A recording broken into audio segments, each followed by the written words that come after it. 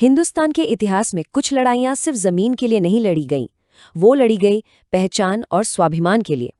और जब ऐसी लड़ाइयों की बात होती है तो राजस्थान की धरती पर हुई हल्दी घाटी की जंग का नाम सबसे पहले आता है। इसके महानायक थे महाराणा प्रताप। तो आइए आज हम समझते हैं कि ये युद्ध सिर्फ एक सैन्य टकराव से कहीं ज्यादा बढ़कर क्यों था। देखिए, ये लड़ाई असल में दो सेनाओं की नहीं, बल्कि दो जिद की थी।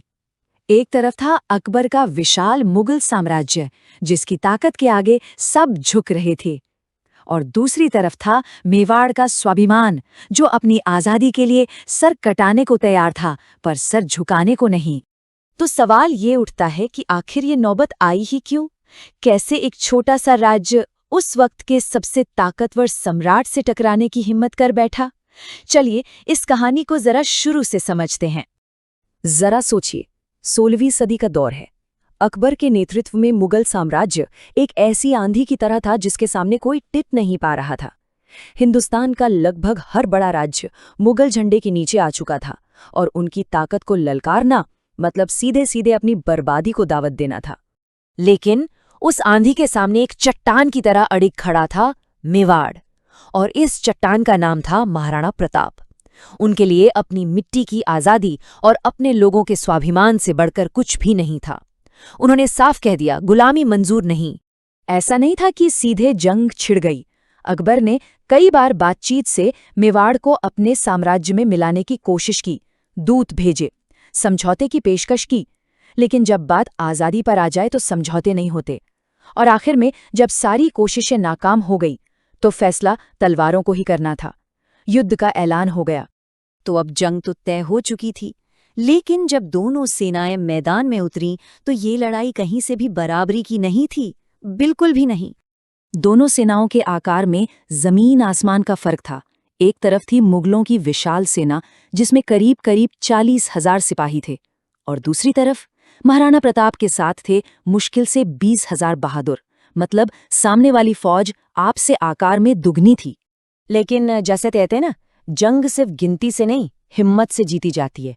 मेवाड़ की असली ताकत उनके जांबाज राजपूत योद्धा थे, और उनका साथ दे रहे थे भील धनुर्धर, जो पहाड़ों के शेर थे।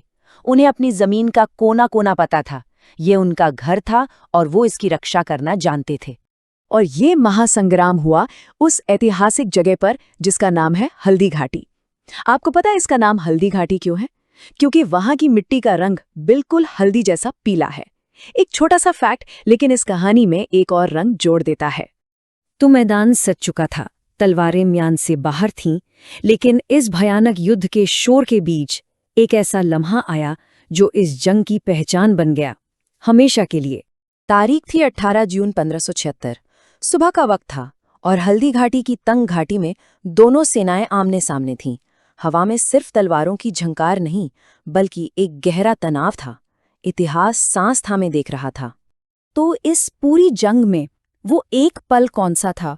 आखिर वो क्या हुआ जिसने इस लड़ाई को इतिहास में अमर बना दिया? वो पल था महाराणा प्रताप का वो हिम्मत भरा दाव। उन्होंने दुश्मन की सेना को चीरते हुए अपना घोड़ा चेतक सीधे मुगल कमांडर राजा मान सिंह की तरफ दौड़ा दिया। और मान सिंह कहाँ थे? वो एक विशालकाय हाथी पर सवार थे। और फिर वो हुआ जिसकी शायद किसी ने कल्पना भी नहीं की थी। प्रताप के घोड़े चेतक ने एक ऐसी अविश्वसनीय छलांग लगाई कि उसके अगले दोनों पैर सीधे मान सिंह के हाथी के मस्तक पे जा टिके। एक घोड़ा एक हाथी के सिर पर। सोच कर देखिए मैदान जंग में क्या मंजर रहा होगा। इस जबरदस्त हमले ने जंग का पासा पलटने की कोशिश तो की, लेकिन इस कहानी का अंजाम उतना सीधा साधा नहीं है जितना लगता है। आइए देखते हैं कि आगे क्या हुआ।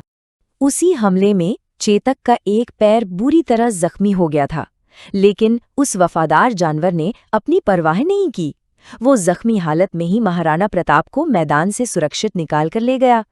कहते हैं कि उसने एक ही छलांग में एक 26 फुट चौड़ा नाला पार कर लिया, ताकि दुश्मन पीछा न कर सकें। और अपने मालिक को बचाने के ठीक बाद उस बहादुर घोड़े ने दम तोड़ दिया। तो फिर जीता कौन? अगर तकनीकी तौर पर देखें तो मैदान पर कब्जा मुगलों का हुआ, लेकिन जिस असली मकसद से वो आए थे वो तो पूरा ही नहीं हुआ। ना तो वो महाराणा प्रताप को पकड़ पाए और ना ही मेवाड़ ने घुटने टेके। असल में ये जंग का अंत नहीं था, ये तो एक नई लड़ाई की शुरुआत थी। महाराणा ने हार नहीं मानी। वो पहाड़ों में चले गए और वहां से उन्होंने ऐसी छापामार लड़ाई शुरू की कि धीरे धीरे अपने कई खोए हुए इलाके वापस हासिल कर लिए। तो जैसा कि हमने देखा, हल्दी घाटी की लड़ाई सिर्फ एक दिन की नहीं थी, ये एक सोच की लड़ाई थी जो सालों तक चली। और इसीलिए ये सिर्फ इतिहास का एक पन्ना नहीं, बल्कि हिम्मत की एक अमर मिसाल बन गई। इस पूरी कहानी का सबसे बड़ा सबक यही है कि असली ताकत सेना की गिनती में नहीं होती। असली ताकत होती है हिम्मत में, जज्बे में और अपने स्वाभिमान के लिए खड़े होने में।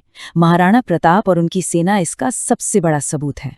और यही वजह है कि सदियां बीत जाने के बाद भी आज भी जब कहीं हिम्मत, वफादारी और आज़ादी के जज्बे की बात होती है, तो महाराणा प्रताप और उनके चेतक का नाम सबसे पहले लिया जाता है। तो ये कहानी हमें एक बहुत ज़रूरी सवाल पर लाकर खड़ा करती है। आखिर असली जीत है क्या? मैदाने जंग जीत लेना या फिर हर हाल में अपने उसूलों और अपने स्वाभिमान को ना हारने देना? इस पर ज़रूर सोचिए।